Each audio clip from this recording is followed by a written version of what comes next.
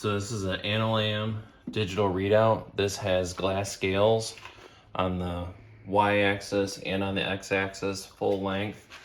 So this is actually a very nice scale.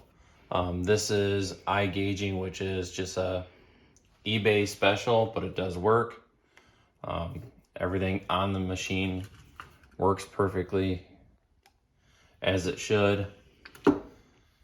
All of the head is completely been gone through 2 years ago with no issues. The head will run. I'll show you that. That's high gear. We're in high.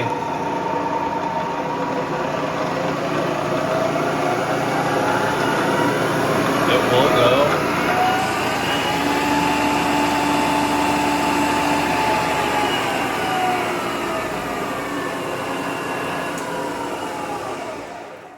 The brake works. Switch over to low.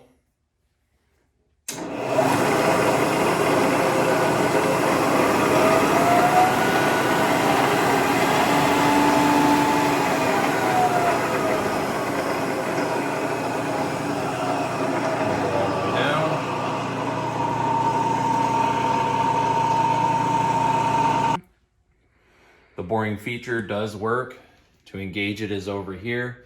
Engage, disengage, it's over here on the side, you can see that. And then over on this side, this is your feed for your engagement.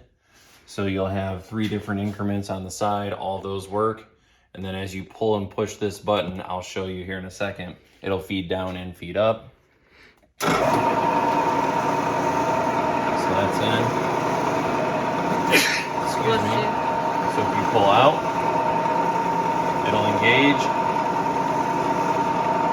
Then this engages the boring bar. The boring bar starts going down.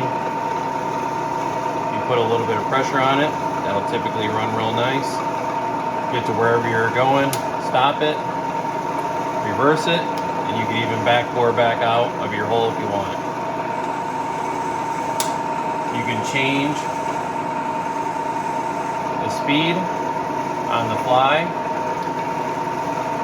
You have 1.5 thou per rev, 6 thou per rev, 3 thou per rev. I typically run it about right there. It seems to work out real well. The middle is off, all the way out is down, all the way in is reverse.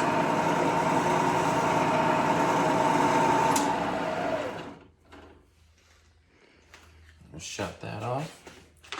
That's typically how I leave it because we don't use boring a whole lot in the shop.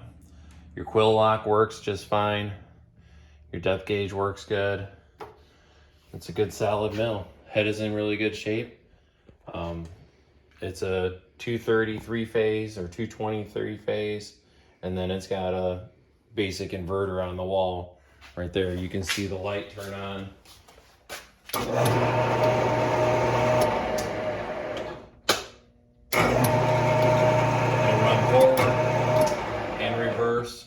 You can power tap with it. It runs good. I'm just switching to a bigger mill.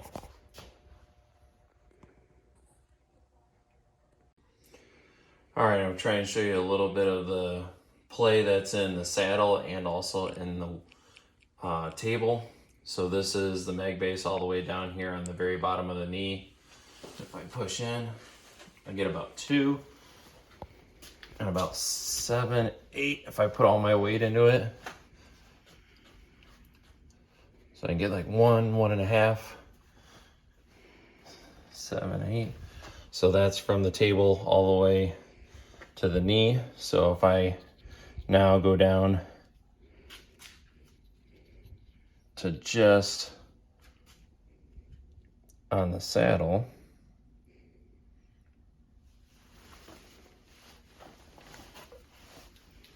it's like 4, 5, 4.5. And I can get it to go to 2. So about 7. So 7 between the knee and the saddle.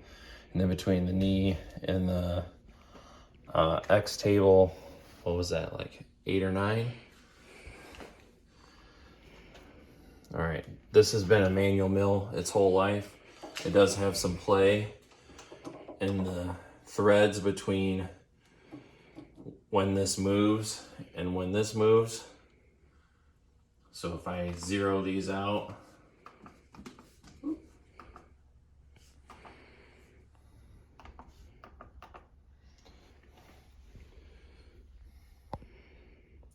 it just starts to move.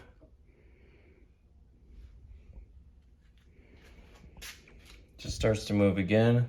So it's got about 30 thousandths worth of play in these. Now these are not ball screws. These are just regular Acme threads. So that's very common. Go ahead and stop that.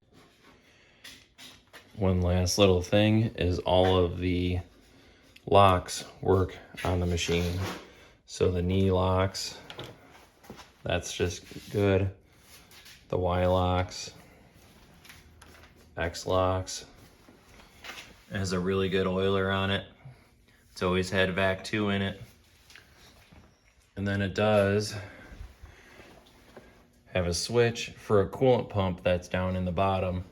There is a siphon little filter tray right there. I've never used it. It's never been hooked up. I've never ran coolant on this machine. I've always kind of shot backed it and cleaned it up and used a chip brush. Used just a little bit of coating oil when needed. So it's in pretty good shape.